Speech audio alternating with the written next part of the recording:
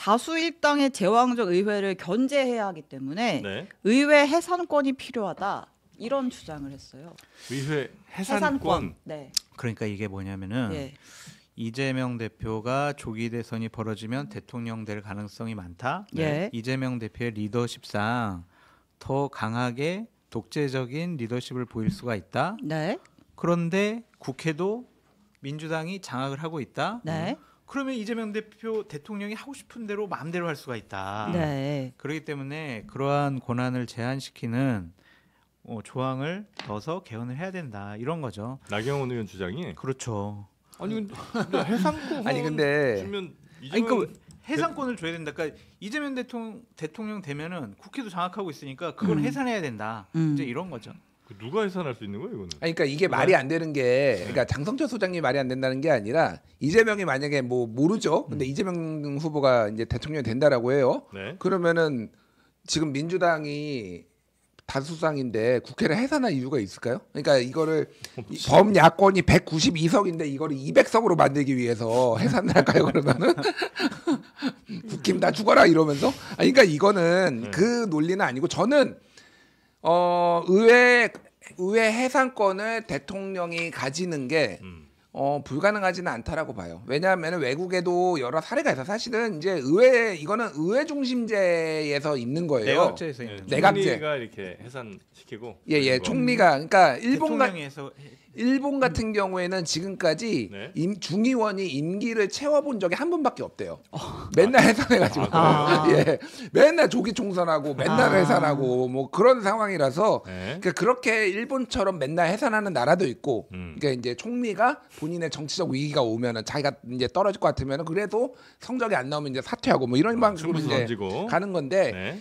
이게 국회 해산권이 있으려면은요.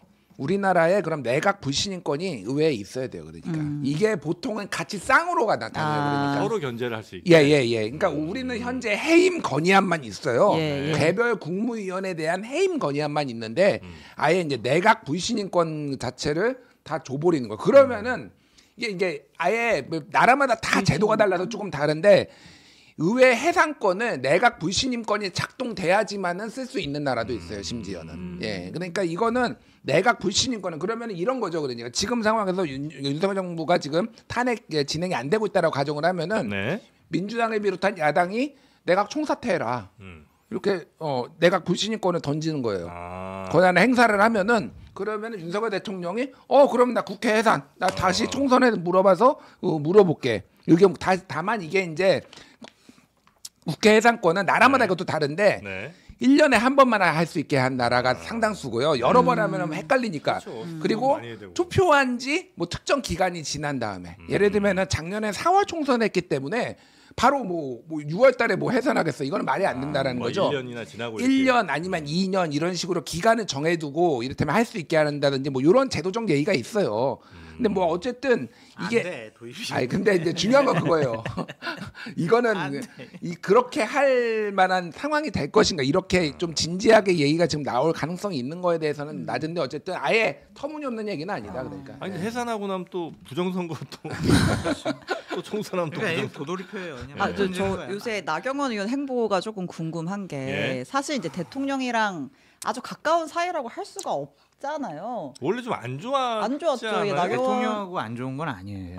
그치. 네. 예. 여사님하고 아, 안 여사랑 좋았지. 안 좋았다. 사모님이랑 대통령이 나경원 의원을 아끼니까 여사님이 대단히 싫어했다. 예. 그래서 이제 이진복 정무수석이 그때 예. 여러 가지 이제 일을 한 거다 이렇게 볼 네. 수밖에 없죠. 아, 그- 대통령이 나경원 의원을 아낀 건 과거에 인연이 많죠. 음. 되게 스토리가 많아요. 그분. 근데 이제 그거에 대해서 김건희 여사가 조금 불편해했다.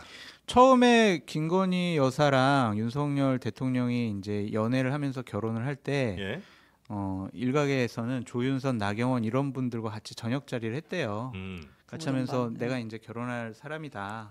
막 그렇게 소개도 시켜줄 정도로 네. 상당히 이제 아끼고 가까웠던 사이였다. 그런 얘기가 있죠. 근데 관련된 썰이 네. 굉장히 많아요. 많았잖아요. 이제 김건희 여사가 나경원 의원 안 좋아한다 이런 썰이 굉장히 많았는데 그 후스토리가 있어. 근데 그거는 방송에서 얘기를 못 하겠어. 궁금하게 해놓고 얘기 안 얘기 해주고. 못하는 거 자꾸 이렇게 낙심만 근데 하지 마시고. 일단은 1차전은 얘기했으니까 2라운드는 또 다음에 얘기하고 요 그렇게 같은 할게요. 정서가 좀 이어지는 2차전이에요. 그렇죠.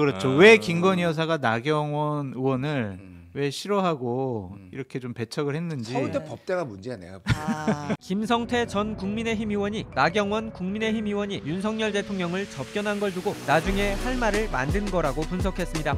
당대표 될 수 있는 그 여론을 갖다가 결국은 접어야 되는 그 아픔도 겪었는데 다시 이 지금 현재 시국에서는 윤석열 대통령하고 관계를 저렇게 보임으로써 자신의 나중에 할 말이 있는 거예요. 나는 이렇게 당했지만은 윤석열 대통령을 위해서 자기가 헌신적으로 나는 했다. 이어 정치인들은 자신을 위해서 움직인다며 나 의원이 정치적인 메시지를 만들고 있는 거라고 설명했습니다. 또 김 의원은 윤 대통령 역시 자신을 위해 나 의원을 선택한 거라고 주장했습니다. 마음대로 주무를 수 있는 그런 정당으로 비춰지면은 본인의 앞으로 이런 법원이든 또 헌재 심판 과정에서의 국민 여론이 악화될 수 있다. 그래서 이제 제안하는데 그렇다면은 나경원까지 불러서 나경원이 좀 스피커로 활용하는 그런 측면입니다. 윤 대통령과 국민의힘 지도부가 밀착돼 있다는 지적을 피하기 위해 권성동 국민의힘 원내대표와 권영세 비대위원장은 입을 닫고 대신 나 의원이 윤 대통령의 입장을 전달하게 했을 거란 겁니다. 앞서 접견을 마친 뒤 나 의원은 윤 대통령의 심경과 부탁을 전한 바 있습니다.